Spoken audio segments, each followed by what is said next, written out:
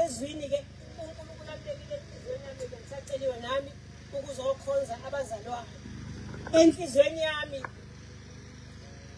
uNkulunkulu ukhulumelana ngendlela ayibonga inkosi ukhulume nje ngendlela ukuthi wonke umuntu ophilayo usendleleni mhla uqala uzalwa wawuqala indlela yakho ayibonga inkosi sonke sisendleleni bazalwane zimbili indlela khona ephileni khona ebhujisweni alibonga igama lenkosi zimbili indlela kumuntu nomuntu eyindlela iyefeni eyindlela iyephileni njoba silaba zwane sonke wonke umuntu akazi ukuthi usendleleni nami ngisendleleni nawe usendleleni yakho ukuthi wayeqala phi wahamba wenze njani wajika phi kanjani kodwa wonke umuntu usendleleni alibonga igama lenkosi yenzeka ke njengoba ngithi wonke umuntu bayizalwa uzalwa nje bese qala indlela yakhe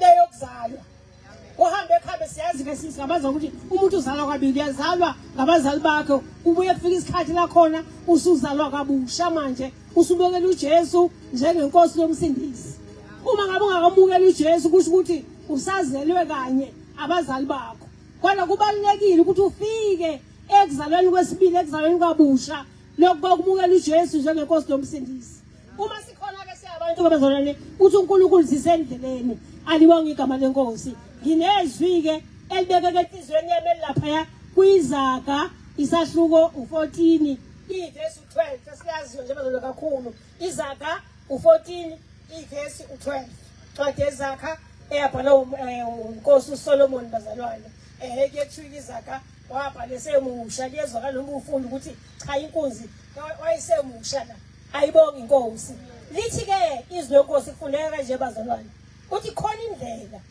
ebonakala sengathi ilungile kumuntu kepha ukuphela kwayo kuyindlela yokufa kukhona indlela tuyibonakala sengathi ayibonga inkosi kanti ayinjalo kukhona indlela ebonakala sengathi ilungile kumuntu umuntu mayehamba kuyo uyibona le ndlela ilungile alibonga igama lenkosi alibonga igama lenkosi bese sithi kepha ukuphela kwayo kuyindlela yokufa ina leyo umlayezo nje bekeke enhlizweni yami bazalwane ukuthi sikhona singabantu uNkulunkulu esibekile emhlabeni ake ubheke nawe ukuthi wena uhamba kiphi indlela oyihambayo noma indlela okuyo ikisaphi ayibonga inkosi uma ungazange umthola uJesu ungakamthatha uJesu leyo ndlela ohamba kuyo ayikusi kuNkulunkulu kodwa isekufeni kodwa indlela ekisa kuNkulunkulu indlela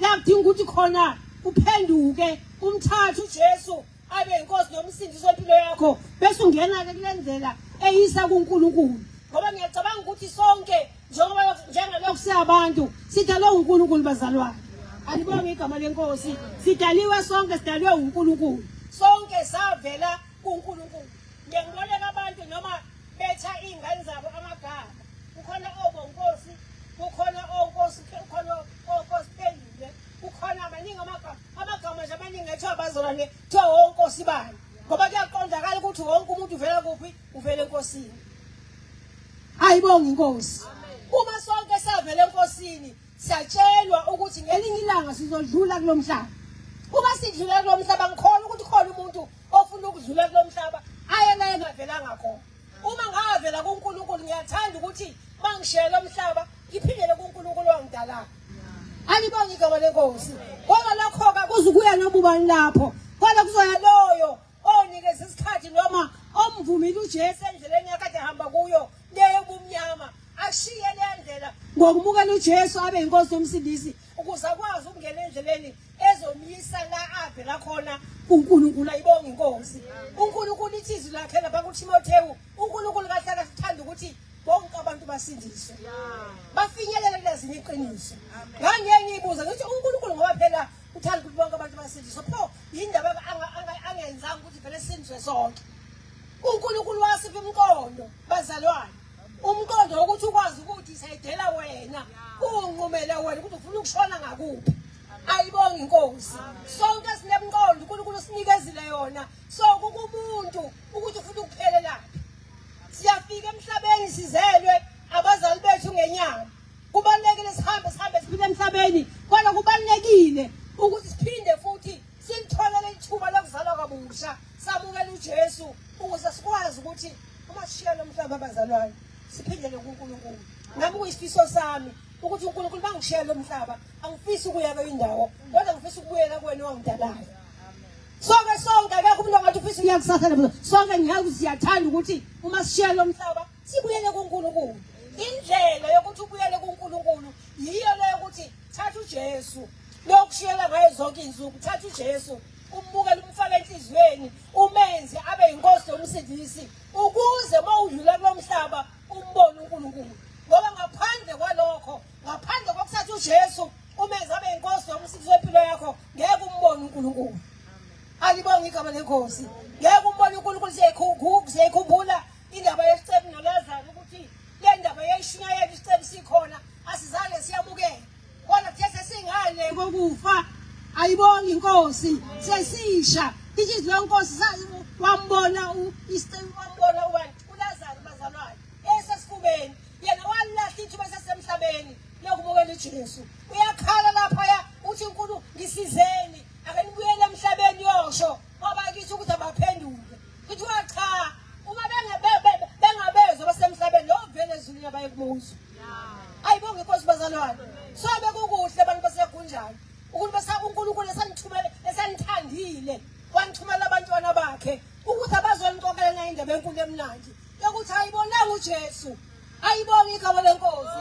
Nangu uJesu othanda wonke umuntu. uJesu nomusa akakhethi noma ngathiwa umbulali noma uyisidakwa noma ngathi ubizwa ngaliphi igama emhlabeni. Kodwa mase ufika kuJesu uba isidalwa esisha. Ayibonge inkosi. Thina abantu siyajajana mhlambe khona abantu sibabona mhlambe la uhluphe akasakholwa kakhulu noma mhlambe uyisona esikhulu. Kodwa mawufika kuJesu akakubaleli ukuthi uvelaphi. Ayibonge inkosi.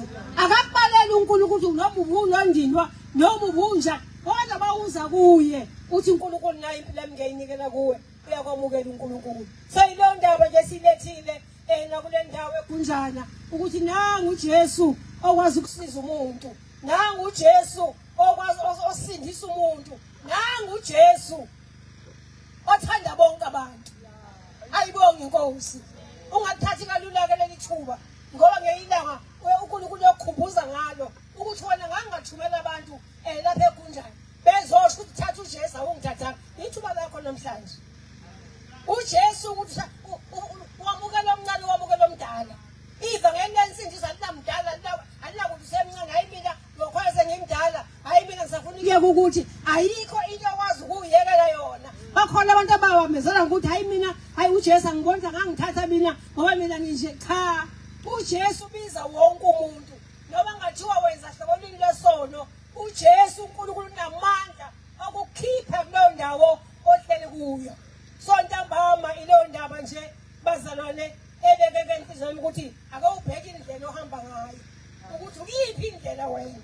Khona indlela ebukeka ngathi right emehlweni akho bona kuNkulunkulu ayikho right.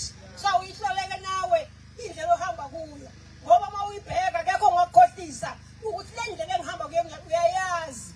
Uma ngabe yiphi indlela ohamba ngayo phenduka mntanami, phenduka ngane yakwethu, phenduka. Thatha uJesu. uJesu azokusiza angene enhlizweni yakho ahlanze impilo yakho uzalwe kabusha nawe ubizwe ushintshe igama ungabe usaba umuntu kodwa ube umntwana kaNkulunkulu. Ileyo ndaba nje bazalwane uNkulunkulu ebeke enhlizweni yami. Ake ubheke indlela ohamba kuyo ukuthi indlela enjani.